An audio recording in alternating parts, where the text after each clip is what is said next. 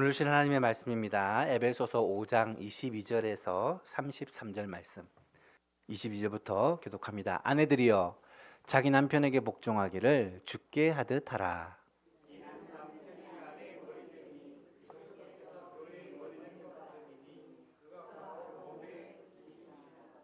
그러므로 교회가 그리스도에게 하듯 아내들도 범사에 자기 남편에게 복종할지니라.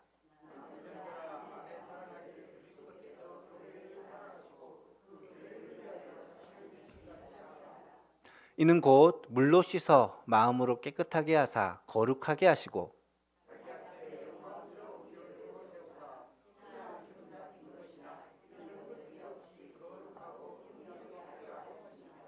이와 같이 남편들도 자기 아내 사랑하기를 자기 자신과 같이 할지니 자기 아내를 사랑하는 자는 자기를 사랑하는 것이라.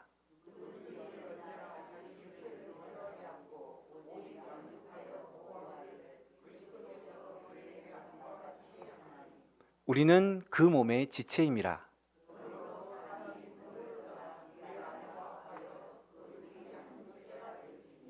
이 비밀이 크도다. 나는 그리스도와 교회에 대하여 말하노라. 자기 아내를 사랑하기를 자신같이 하고 아내도 자기 남편을 존경하라. 아멘. 5월은 가정의 달입니다. 가정의 달을 맞아서 이 가정에 대해서 성경이 어떻게 말씀하시는지 우리가 교훈들을 살펴보고 있습니다. 지난주에는 부모와 자녀 관계에서 어떻게 해야 되는지 하나님의 말씀을 살펴보았는데요. 먼저 자녀는 부모에게 어떻게 해야 합니까? 에베소 6장에 보니까 자녀들아 주 안에서 너희 부모에게 순종하라. 이것이 옳으니라. 내 아버지와 어머니를 공경하라. 이것이 약속이 있는 첫 계명이니 이로써 내가 잘되고 땅에서 장수하리라. 말씀하십니다. 성경은 자녀에게 부모에게 순종하라. 부모에게 효를 다하라 라고 말씀을 합니다.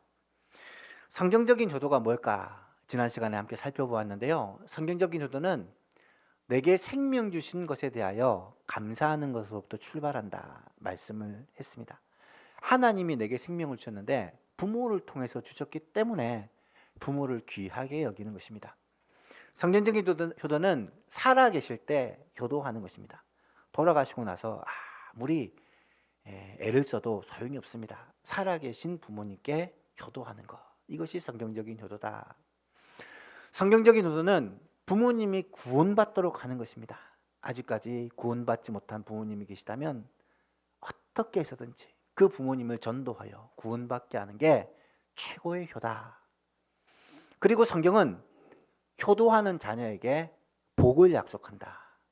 하나님은 효도하는 자녀에게 잘되고 장수하는 복을 약속해 주고 계십니다. 따라서 우리 자녀가 잘되기를 원한다면 어릴 때부터 부모에게 순종하는, 부모에게 효를 다하는 것을 가르쳐야 한다라는 말씀이죠.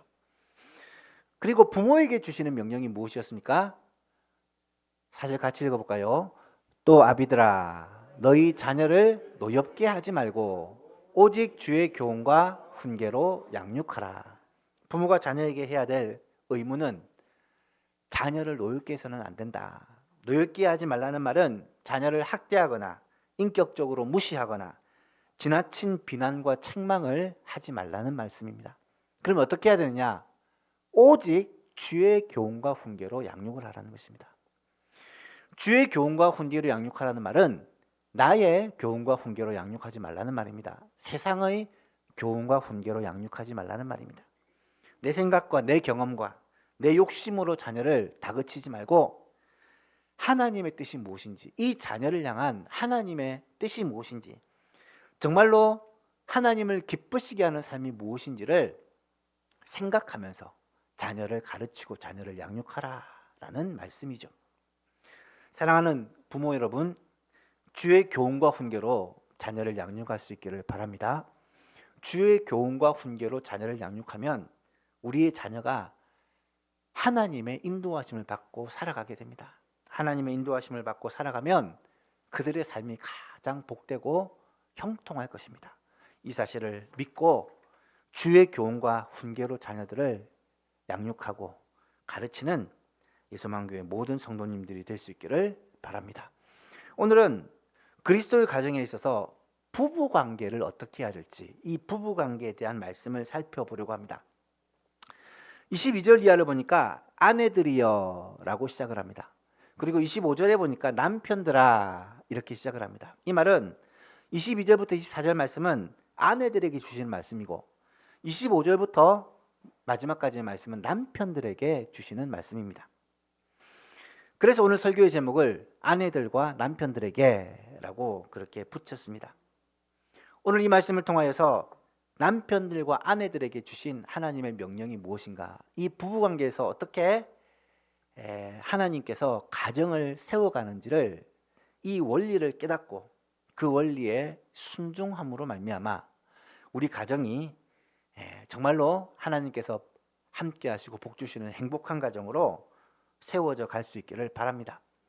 성경을 보시면 가정에 대한 말씀이 생각보다 많습니다. 대표적인 말씀이 오늘 본문에 나타나는 이 로마서 에베소 5장에서부터 6장까지의 말씀이고요.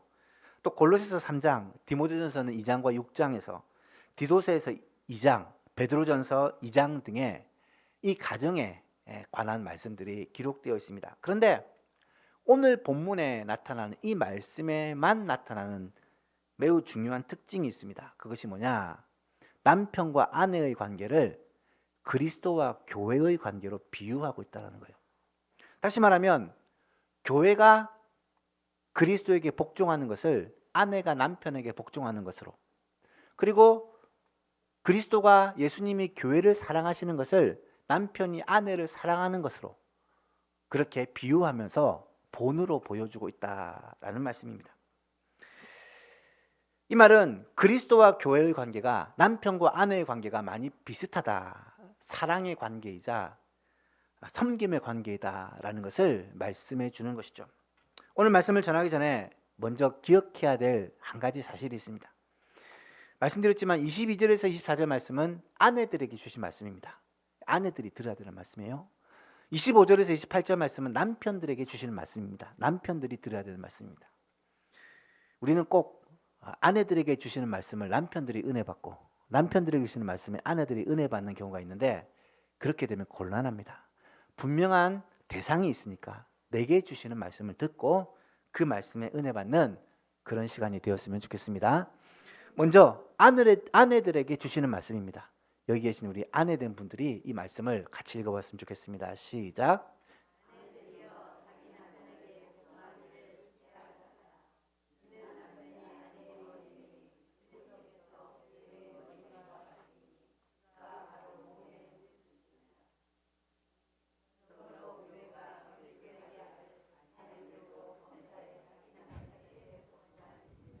아멘.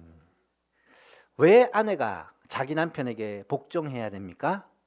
그리스도가 교회의 머리 된 것 같이 남편이 아내의 머리가 되기 때문이다 라고 성경은 말씀합니다. 어떤 분들은 남편이 아내의 머리가 된다라는 말에 대해서 받아들이지 못합니다. 요즘 시대에 그게 말이 되냐. 옛날 성경이 기록될 때는 가부장적인 사회이기 때문에 이것이 당연하게 느낄지 모르지만 지금은 그렇지 않다. 문화에 따라서 이 말씀을 해석해야 된다라고 생각하는 사람도 많습니다. 사실 성경이 기록될 때 이 시대와 문화는 남성 우월주의가 맞습니다. 여자가 남자보다 열등하다고 생각했기 때문에 아내가 남편에게 복종하는 것을 당연하게 받아들였습니다. 하지만 성경은 놀랍게도 그런 사회와 문화에 동의하지 않습니다. 성경은 어디를 봐도 남자가 여자보다 우월하다라는 그런 말씀이 없습니다. 갈라디아서 3장에 보면 이런 말씀이 나타납니다. 너희는 유대인이나 헬라인이나 종이나 자유인이나 남자나 여자나 다 그리스도 예수 안에서 하나이니라.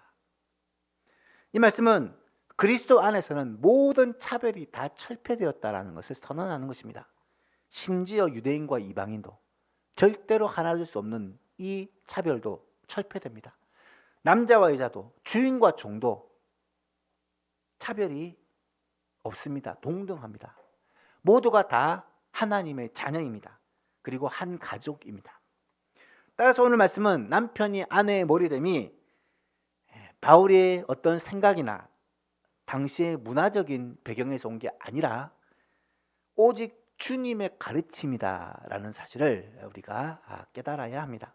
그렇다면 왜 성경은 남편이 아내의 머리 되었다 이렇게 말씀하시는가? 거기는 두 가지 이유가 있습니다. 첫 번째는 이것은 창조 질서에 근거한 것입니다. 하나님은 먼저 남자를 창조하시고 그 뒤에 여자를 창조하셨습니다. 여자를 창조하실 때 남자의 갈빗대를 취하여 여자를 지으셨다라고 성경은 분명히 말씀을 하십니다. 그러면서 여자를 지을 때 남자를 돕는 배필로, 아담의 돕는 배필로 하나님이 하와를 지으셨다라고 기록을 합니다. 이 말은 가정을 이끌어가는 책임과 권위를 남자에게 부여하셨음을 보여주는 내용입니다. 그런데 여기서 돕는 배필이라는 이 단어가, 에제르라는 단어가 여자가 남자의 종과 같은 의미로 하는 말씀이 아니라는 것을 여러분 아셔야 합니다. 돕는 배필은 도와주는 어떤 종 아니면 부속자라는 뜻이 아닙니다. 오히려 성경은 이 돕는 자 에제르라는 단어를 어디서 쓰냐면 하나님이 우리를 도우시는 자라고 할 때 가장 많이 사용합니다. 도움이라는 이 단어가 다시 말하면 굴욕적인 거나 차별적인 단어가 아니라는 것을 알아야 합니다. 하나님은 여자를 지으실 때, 아내를 지으실 때 남편을 돕는 배필로 지으셨습니다. 본질적인 면에서는 하나님의 형상으로 창조되었다는 점에서는 남편과 아내가 다 동등합니다. 오히려 그의 곁에 함께 있으면서 도와주는 존재로 아내가 하나님께서 그렇게 아내를 주셨다라는 사실을 말하고 있습니다.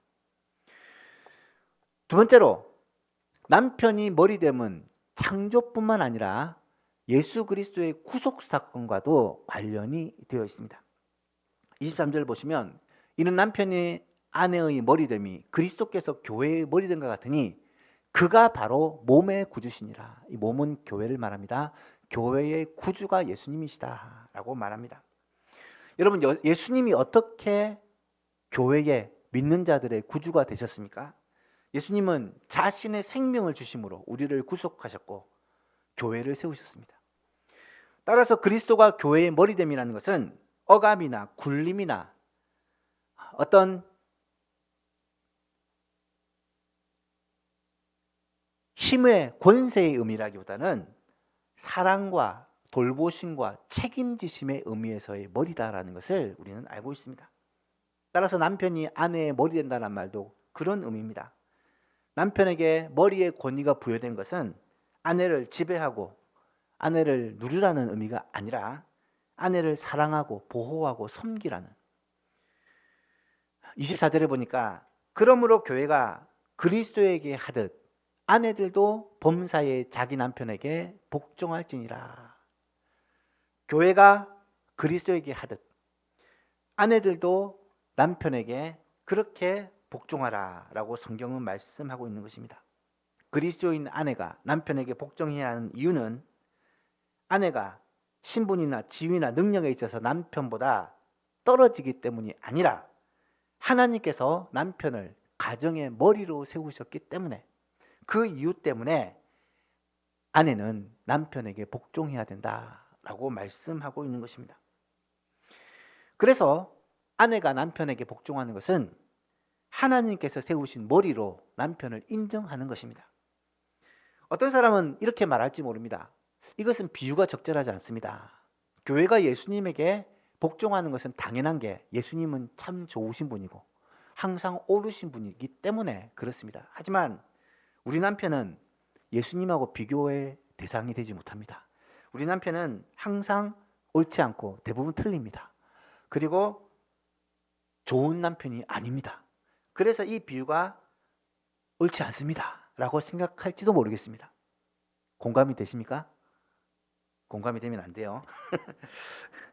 실제로 많은 남편들이 자신의 아내에 대해서 참 잘 못할 때가 많습니다. 가족들을 사랑하고 돌보고 책임지라고 이 권위를 주셨는데, 이 권위를 가지고 군림하고 자신의 욕심을 위해 가족들을 희생시키는 그런 남편들이 있습니다. 그런 아빠들이 있어요. 때로는 자신의 고집과 자신의 뜻을 가지고 아내를, 자녀들을 그렇게 강요하는 그런 남편이 있습니다.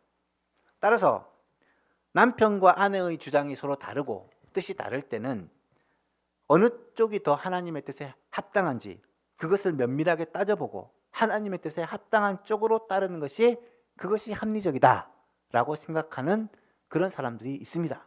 심지어 학자들도 아내들에게 남편들에게 복종하라는 이 말씀을 오늘날에는 조금 바꿔야 된다. 뭐라고 하냐면 남편과 대화하고 상의하라, 남편과 의논하라, 뭐 이런 식으로 의역을 하는 그런 학자들도 있습니다.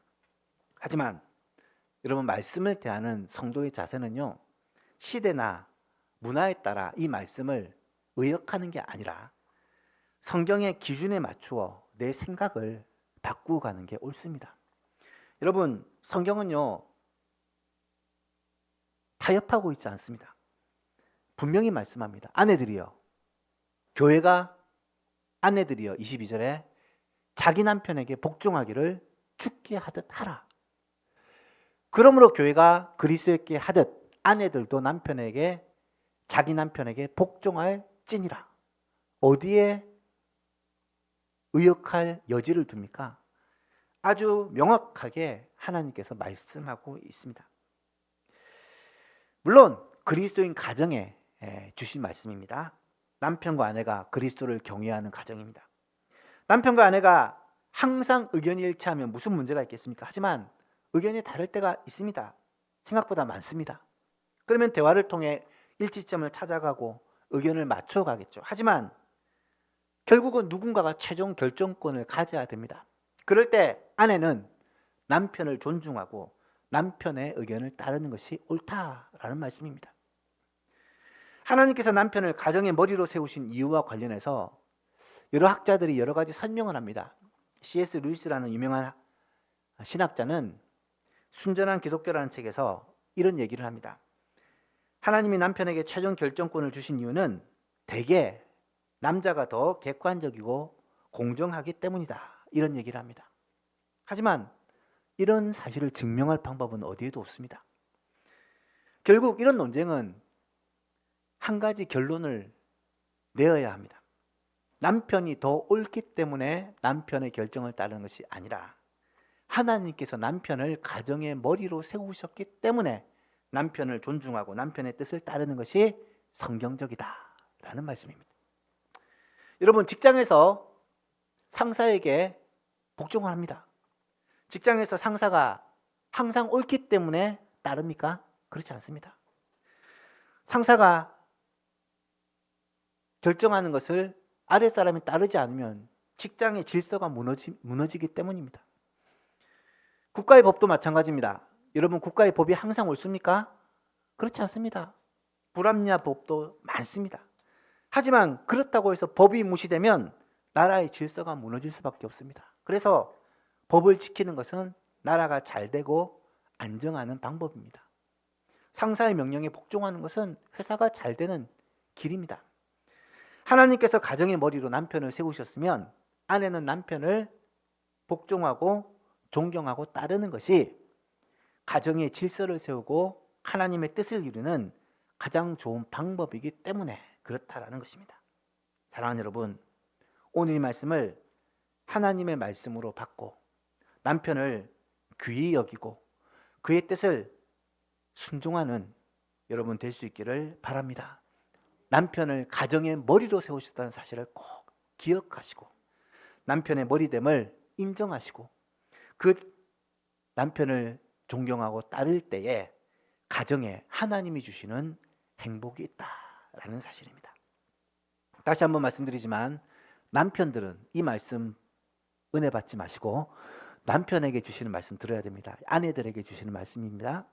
두 번째로 이 남편들에게 주시는 말씀이 뭐냐? 25절입니다. 남편들만 같이 읽어볼까요? 시작. 남편들아, 아내 사랑하기를 그리스도께서 교회를 사랑하시고 그 교회를 위하여 자신을 주신같이 하라. 남편들에게 주시는 말씀은 아내를 사랑하라 라는 말씀입니다. 어떻게요? 그리스도께서 교회를 사랑하는 것처럼 자기 아내를 사랑하라고 주님이 말씀하십니다. 28절에도 말씀합니다. 이와 같이 남편들도 자기 아내 사랑하기를 자기 자신같이 할지니 자기 아내를 사랑하는 자는 자기를 사랑하는 것이더라. 33절에도 말씀합니다. 그러나 너희도 각각 자기 아내 사랑하기를 자신같이 하고 아내도 자기 남편을 존경하라. 아내를 사랑하라는 말씀을 몇 번이나 반복해서 기록을 하고 있습니다. 여러분, 아내를 향한 남편의 태도는 한마디로 사랑입니다. 사랑입니다. 이 사랑이라는 단어는 아가페라는 단어를 계속 사용합니다. 아가페는 여러분 잘 아시죠? 성경에만 나오는 사랑이란 특별한 단어입니다. 예수님이 우리를 사랑하신 그 사랑입니다. 희생적인 사랑, 절대적인 사랑, 교회를 위해 목숨을 버리신 주님의 사랑을 아가페, 아가파오라는 이 동사로 쓰고 있습니다. 아내를 그렇게 사랑하라는 것입니다. 특히 28절을 보면 아내를 사랑해야 하는 이유를 이렇게 말합니다. 이와 같이 남편들도 자기 아내 사랑하기를 자기 자신과 같이 할지니 자기 아내를 사랑하는 자는 자기를 사랑하는 것이다. 내 아내를 사랑하는 것이 나를 사랑하는 것이다 라고 성경은 말씀합니다. 여러분, 아내를 이와 같이 남편들도 이와 같이라는 말이 뭐냐면 앞에 내용이 예수 그리스도께서 교회를 위해 자기 자신을 주신 것 같이 라는 말입니다. 다시 말해서 아내를 사랑하는 것은 아내에 대한 의무이기 전에 누구에게 대한 의무라고요? 하나님께, 주님께 대한 의무라는 말입니다. 아내가 착하고 아내가 사랑스럽고 아내가 순종하고 아내가 사랑받을 만한 일을 하기 때문에 사랑하는 것이 아니라 아내이기 때문에 사랑하는 것. 교회가 늘 하나님께 사랑받을 짓만 합니까? 그렇지 않잖아요. 하나님의 자녀가 하나님의 마음을 아프게 할 때가 많지만 그럼에도 불구하고 하나님은 교회를 사랑하시고 예수님은 교회를 사랑하십니다. 부모가 자녀를 사랑하는 것은 자녀가 부모의 마음에 흡족하기 위해 때문에 사랑하는 것이 아닙니다. 그럼에도 불구하고 부모는 자녀를 사랑합니다. 마찬가지로 아내를 사랑하는 것도 예수님이 교회를 사랑하듯이 그렇게 사랑해야 된다는 거예요. 더 나아가 결혼은 부모를 떠나 아내와 합하여 한 몸이 되는 것입니다. 아내와 나는 한 몸이기 때문에 아내를 사랑하는 것은 곧 나를 사랑하는 것이다 라고 성경은 말씀합니다. 부부관계에 문제가 생기는 것 중에 대부분은 아내를, 남편을 남이라고 생각하기 때문에. 여러분, 남이기 때문에 남편입니까? 아내가 나와 다른 남입니까? 아니죠. 성경은 한 몸이다, 하나다, 한 육체다. 오늘 본문에는 그렇게 설명하고 있습니다. 부모가 정말로 한 몸이라면, 하나의 한 육체가 된다면 서로 사랑하는 것이 아니라 나를 사랑하는 것입니다. 아내를 사랑하는 것은 나를 사랑하는 것입니다. 사랑하는 성도 여러분, 부부가 한 몸이라는 이 성경의 진리를 믿습니까? 이번 주에도 결혼식이 있는데요. 결혼을 할 때 목사님이 주제를 볼 때 늘 하시는 말씀이 결혼을 하면 이제는 남이 아니라 한 몸이다. 한 몸이다. 라는 것을 강조합니다. 여러분, 한 몸이 어떻게 싸울 수는 있죠. 의견이 다르면 다툴 수 있죠. 하지만 싸운다고 갈라질 수 있습니까? 싸운다고 서로 방을 다릴 수 있습니까? 싸운다고 서로 대화를 안 하고 등질 수가 있습니까? 한 몸이면요, 어려움이 있어도 다툼이 있어도 때로는 의견의 불일치가 있어도 하나 되는 것입니다. 그게 한 몸입니다. 부부싸움을 칼로 물베기라고 하죠. 칼로 물 베봤습니까? 저는 베보려고 해봤습니다. 안 돼요. 하나가 될 수밖에 없는 게 부부라는 거예요. 제가 아는 한 분이 가정사역을 하시는 분입니다. 이분은 결혼하자마자 한 2년 새에 얼마나 많이 싸웠던지, 다른 사람 평생 싸우는 걸 한 2년 동안 다 싸웠다 이런 얘기를 하더라고요. 하루에 몇 번씩 싸우지 않으면 잠을 잘 수 없을 정도로 그렇게 싸웠답니다. 결혼하고 한 2년을 싸웠대요. 그런데 지금 그 가정이 너무 아름답게 회복되어져 가지고 지금은 다른 가정을 돕는 가정 사역자의 일을 하고 있습니다. 부부가 같이. 그분이 방송에 나와 이런 얘기를 할 때 어떤 사람이 물었습니다. 어떻게 그렇게 싸우다가 화해하고 좋아졌습니까? 그분이 이런 말씀을 하시더라고요. 우리는 부부 싸움을 하더라도 결코 다른 이불을 덮지 않았습니다. 신나게 싸운 밤일수록 더 신나게 붙어서 잤습니다. 그랬더니 결국은 가정이 회복되더라고요. 부부가 한 몸이라는 사실을 우리가 안다면 의견이 다를 수 있고 다툴 수 있고 문제가 생길 수 있지만 그럼에도 불구하고 결국은 이 부부는 하나가 됩니다. 한 몸이기 때문에 하나가 됩니다. 저는 교회가 하나인 것은 교회의 정체성이요 본질이라고 늘 말씀드립니다. 교회가 하나인 이유는 한 가지입니다. 예수 그리스도의 한 몸이기 때문입니다. 남편과 아내가 하나인 것은 다른 이유가 없습니다. 하나님이 하나로 만드셨기 때문입니다. 사랑하는 예수만 교회들 여러분, 내 남편을 다른 남편과 비교하지 마시기 바랍니다. 내 아내를 다른 아내와 비교하지 마시기 바랍니다. 하나님이 내게 주신 아내는, 하나님이 내게 주신 남편은 나와 한 몸이 되었습니다. 하나가 되었습니다. 우리는 온전히 연합하여 한 몸이 되었기 때문에 하나 되어 하나님께 영광 돌리는 삶을 살아야 합니다. 그것이 부부가 행복하게 되는 비결이라는 사실을 꼭 기억할 수 있기를 바랍니다. 말씀을 맺고자 합니다. 오늘 우리는 그리스도인 부부에 대해서 주시는 말씀을 살펴보았습니다. 먼저 아내들에게 주신 계명이 무엇입니까? 남편에게 복종하라는 것입니다. 남편에게 복종하는 이유는 남편이 아내의 머리가 되기 때문이다. 하나님의 창조 질서요, 하나님의 구속의 비밀이기 때문이다 라고 말씀을 합니다. 그러므로 교회가 그리스도에게 복종하듯 남편에게 복종하는 여러분 될 수 있기를 축복합니다. 아내들에게 주시는 말씀입니다. 남편들에게는 뭐라고 말씀하십니까? 내 아내를 사랑하라는 것입니다. 그것도 그리스도가 교회를 사랑하듯 아내를 전심으로 사랑하는 것입니다. 아내를 사랑하는 것은 하고 싶어서 마음이 동하면 가끔 하는 게 아닙니다. 그리스도가 교회를 하고 싶어서 사랑받을 만한 짓을 하면 가끔 교회를 사랑하면 무슨 일이 벌어지겠습니까?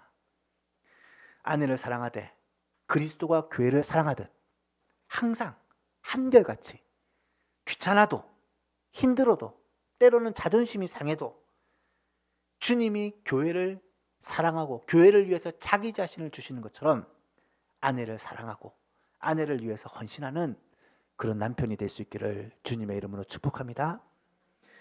더 나아가 부부는 서로 한 몸이라는 사실을 기억해야 됩니다. 남편과 아내는 결코 떨어질 수 없는 하나의 몸입니다. 부부가 온전히 하나 될 때 가정에는 행복이 있고 그 자녀들은 복을 받을 수밖에 없습니다. 하나가 되지 못한 가정에 자란 자녀가 얼마나 많은 고통을 받고 힘든지를 꼭 알아야 합니다. 부부가 하나 되는 것은 우리의 가정에서 행복의 열쇠다. 이 사실을 꼭 깨닫고 부부가 하나 되기 위해 힘쓰는 예수망의 모든 가정들이 될 수 있기를 주님의 이름으로 축복합니다.